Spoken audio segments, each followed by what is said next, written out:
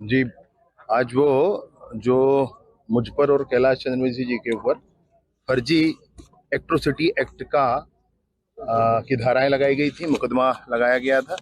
आज उस पर फैसला था और सेशन कोर्ट ने और एट्रोसिटी एक्ट के स्पेशल कोर्ट ने आज हम सबको, मुझे और कैलाश जी को दोष मुक्त किया है। उन्होंने इस बात को बहुत स्पष्टता से माना है कि जो कुछ था वो गरीबों के राशन कार्ड को बनवाने के लिए हम लोग गए थे। जब पहले उनके द्वारा सूचना दी गई थी पुलिस में, तब उसमें किसी प्रकार के जातिगत विषय को नहीं उठाया गया था। 1 महीने बाद फिर से उनको दबाव पूर्वक अलग से आवेदन दिलवाया गया है इन सारे विषयों को लेकर के, और विभिन्न जो वकील साहब लोग ज्यादा अच्छे से समझेंगे इस विषय को। इस बात का निर्णय हुआ।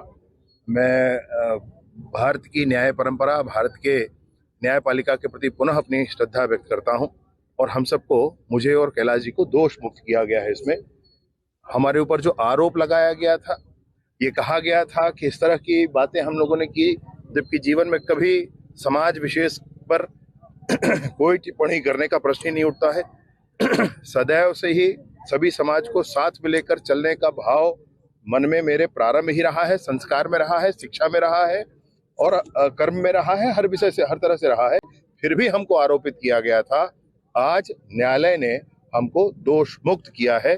मैं ईश्वर को बहुत धन्यवाद देता हूं। भारत की न्याय परंपरा को के प्रति मैं श्रद्धा व्यक्त करता हूं। मामले में जेल भी गए थे, राजनीतिक से प्रेरित था क्या मामला? मोहम्मद अकबर विधायक थे यहाँ से, वो दबाव की राजनीति किया करते थे, सबको प्रकरणों में फंसा करके, किसी के दुकान का लाइसेंस रद्द करके, किसी के सरपंच को धारा 40 में फंसा करके, किसी के माइनिंग का लीज खत्म करवा करके, इसी तरह से दबाव करके राजनीति किया करते थे। हम लोगों ने जा करके लोगों के, गरीबों के राशन कार्ड को बनवाने की बात कही थी। उनको ये लगा कि राजनीतिक प्रतिद्वंदता इन लोगों से प्रारंभ हो जाएगी, ये आगे बढ़ जाएंगे। हमको दबाने की कोशिश की, हमारे ऊपर फर्जी कई मुकदमे करवाए। उसमें से एक ये मुकदमा था जिसमें एट्रोसिटी एक्ट की धाराएं लगी थी। आज उस एट्रोसिटी एक्ट की धारा को माननीय न्यायालय ने समाप्त किया, हमको दोष मुक्त किया। क्या इसी मामले में जेल भेजा गया था? कि लोगों को जमानत मिल ही जाता है तो ये जेल में ही रहे, ऐसा करके ये फर्जी मामला, क्योंकि उस मामले में जो घटनाक्रम था उसमें जो मेश्राम साहब थे उन्होंने पहले उस बात की सूचना दे दिया था, मतलब उस घटना की सूचना, लिखित सूचना पुलिस को दे दिया था। उसमें पुलिस ने कोई अपराध नहीं पाया था, लेकिन उस तथ्य को छुपा करके नया आवेदन दिए, और नए आवेदन में भी इस तथ्य का उल्लेख नहीं है कि पुराने इसी घटना के संबंध में उन्होंने आवेदन दिया था, तो वो फर्जी प्रकरण बना। न्यायालय में यही तथ्य आया था कि उन्होंने इस बात को भी स्वीकार किया है न्यायालय में कि उन्होंने तो 1 माह पहले जो आवेदन दिया था वही आवेदन था, बाकी कोई आवेदन नहीं था। ये आवेदन जो था बाद का आवेदन, उनसे या तो धोखा दे करके लिया गया था या दबाव पूर्वक लिया गया था, और ये मामला पूरा फर्जी था, जिसमें कम से कम इनको 15 दिन तक के जेल में रहना पड़ा। और उस न्यायिक अभिरक्षा की अवधि में उस समय हमने भी ये कहा था कि बार बार इनको, ये कोई पहले का कोई नामी बदमाश हो या इनके खिलाफ बहुत सारे मामले हो या किसी मामले में इनको सजा हुई हो, ऐसा तो कोई था ही नहीं।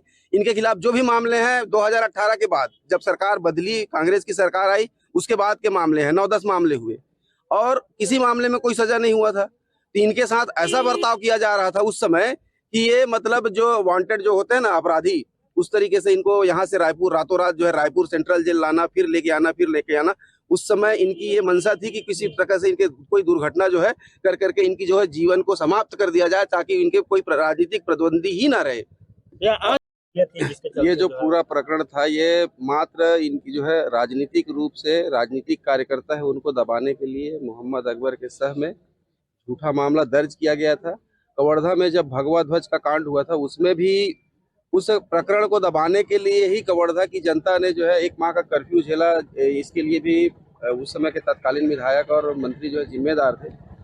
भगवा ध्वज के मामले में निर्दोष लोगों के खिलाफ मामला बना करके सबको जेल में डाल दिया गया था, लेकिन जो नामी लोग थे उनको भी नामजद उसमें मुलजिम बनाया गया था। उनके प्रकरण में सुनवाई नहीं हो रही थी, क्योंकि ये बाकी लोग जो है अभी गिरफ्तारी नहीं हुई है करके, तो बाकी लोगों के हित में इन्होंने आकर के, हमारे मंत्री जी जो विजय शर्मा जी है, उन्होंने आके न्यायालय में उसमें मामले में समर्पण किया था। उस मामले में, भगवा वाले मामले में, जब उस मामले में न्यायिक अभिरक्षा में गए, तब एक इनके खिलाफ उस मामले में जमानत की जब सुनवाई हो रही थी और उनको ऐसा लगने लगा कि इस मामले में जमानत हो जाएगी, सबका जमानत हुआ, तो वो जब अन्य लोगों का जमानत होता है एक मामले में, तो